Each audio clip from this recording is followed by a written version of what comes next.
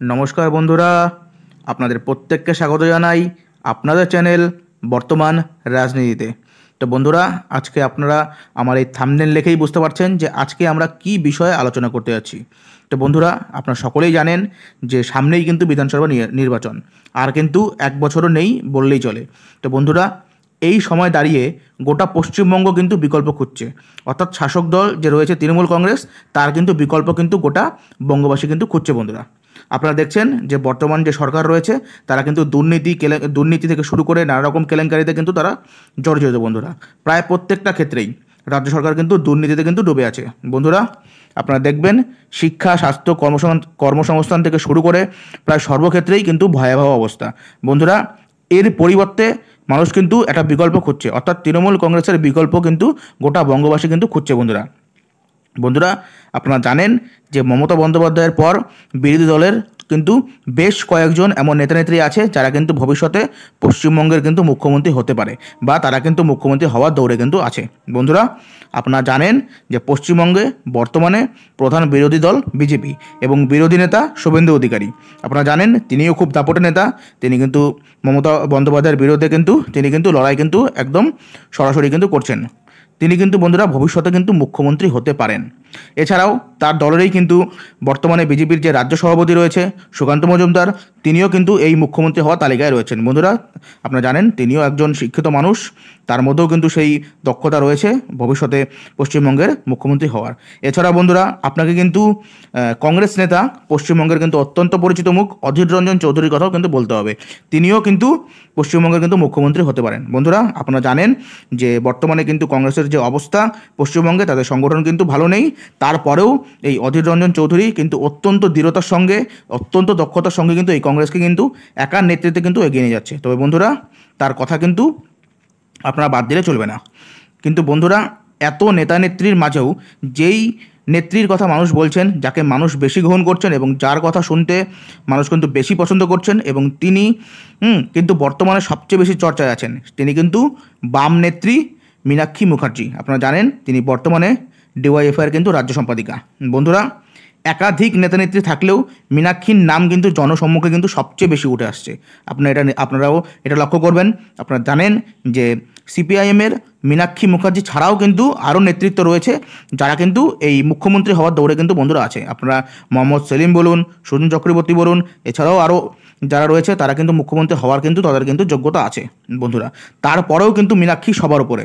আপনারা দেখছেন মীনাক্ষীর নাম কিন্তু সবচেয়ে বেশি মানুষের মুখে কিন্তু দেখা যাচ্ছে। আপনারা জানেন যে বামফ্রন্টের চেয়ারম্যান বিমান বসু, তিনিও কিন্তু বেশ কয়েকদিন আগে কিন্তু এটা স্বীকার করেছিলেন যে তাদের ক্যাপ্টেন মীনাক্ষী মুখার্জি, অর্থাৎ তারাও কিন্তু স্পষ্ট বার্তা দিচ্ছে যে মীনাক্ষী মুখার্জির কিন্তু গ্রহণযোগ্যতা দিন দিন কিন্তু বাড়ছে।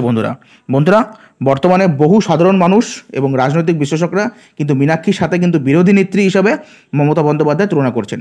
বন্ধুরা, আপনারা জানেন যে বামফ্রন্ট আমলে বিরোধী নেত্রী হিসেবে মমতা বন্দ্যোপাধ্যায়ের লড়াইকে কিন্তু বহু মানুষ কিন্তু প্রশংসা করেছেন।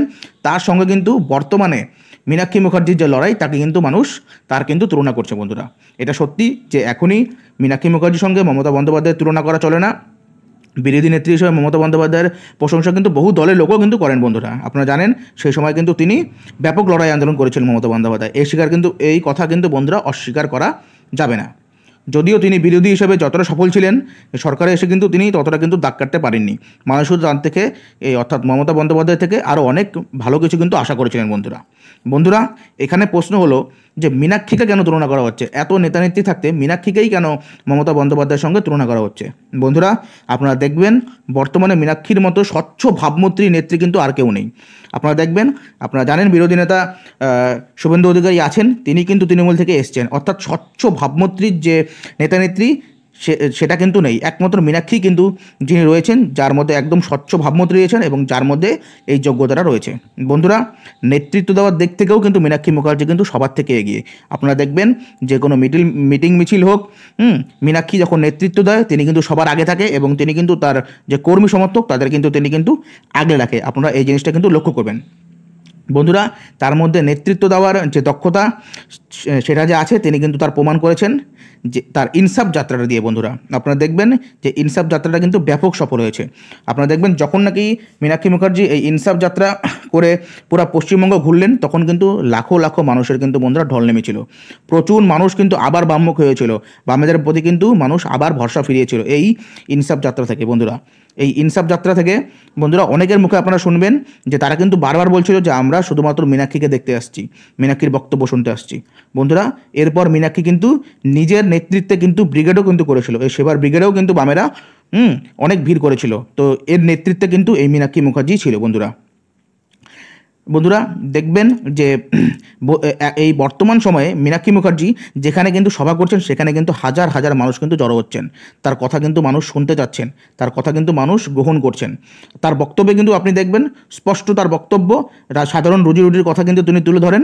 হ্যাঁ, তার বক্তব্যে কিন্তু কোনো রকম ভুজং বাজং থাকে না, তিনি কিন্তু যা একদম বর্তমানে যে সমস্ত প্রাসঙ্গিক যে সমস্ত ইস্যু সেই বিষয়ে কিন্তু তিনি কথা বলেন বন্ধুরা। আপনারা সম্প্রতি দেখবেন বামেদের প্রত্যেকটা লড়াইয়ের কিন্তু মুখ এই মীনাক্ষী মুখার্জি, তাকে সামনে রেখেই কিন্তু বামের যে রাজ্য নেতৃত্ব তারা কিন্তু লড়াইটা চালাচ্ছেন। অতএব তারাও কিন্তু বন্ধুরা বুঝতে পারছেন যে মীনাক্ষী মুখার্জি যদি নেতৃত্ব দেয় তাহলে কিন্তু মানুষ আরও বেশি করে বামেদের দিকে ভরসা ফেরাবে। বন্ধুরা মীনাক্ষী মুখার্জিকে কিন্তু এই লড়াই যে আন্দোলন সেটা কিন্তু আরও তীব্রতর করতে হবে, এবং সাধারণ মানুষের যে সমস্ত দাবি দাওয়াগুলো মানুষ চাচ্ছে যে মীনাক্ষী মুখার্জির নেতৃত্বে তারা ফিরে পাক, সেগুলো কিন্তু মীনাক্ষীকে কিন্তু আদায় করে, সরকারের থেকে আদায় করে কিন্তু মানুষের কাছে কিন্তু পৌঁছে দিতে হবে, তাহলে কিন্তু তার গ্রহণযোগ্যতা আরও বেশি বাড়বে বন্ধুরা।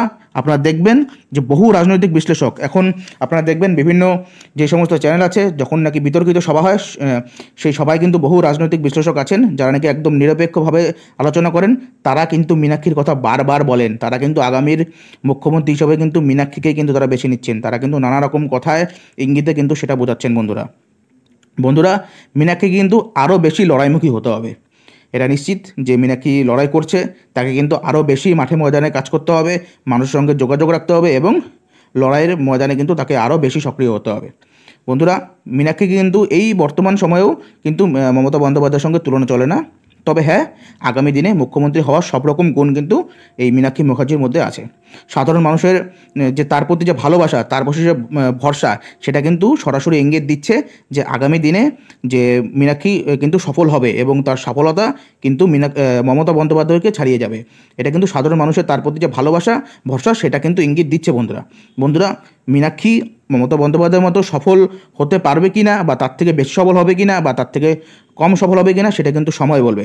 তবে তার লড়াইকে কিন্তু বন্ধুরা অবশ্যই কুর্নি জানাতে হয়। বন্ধুরা আপনারা কীভাবে দেখছেন, আপনাদের কি মনে হয় যে আগামী দিনে মীনাক্ষী মুখার্জি কি মমতা বন্দ্যোপাধ্যায়ের মতো সফল হতে পারবেন, এবং তিনি কি বিরোধী হিসাবে কি তিনি দাগ কাটতে পারবেন, এবং আগামীর মুখ্যমন্ত্রী হিসাবে আপনারা কাকে দেখতে চান, আপনারা কিন্তু অবশ্যই আমাকে কিন্তু কমেন্ট সেকশনে জানাবেন বন্ধুরা। আমাদের এই প্রতিবেদনটি যদি আপনাদের ভালো লেগে থাকে তাহলে অবশ্যই কিন্তু লাইক, শেয়ার এবং চ্যানেলটিকে সাবস্ক্রাইব করে আমাদের পাশে থাকবেন।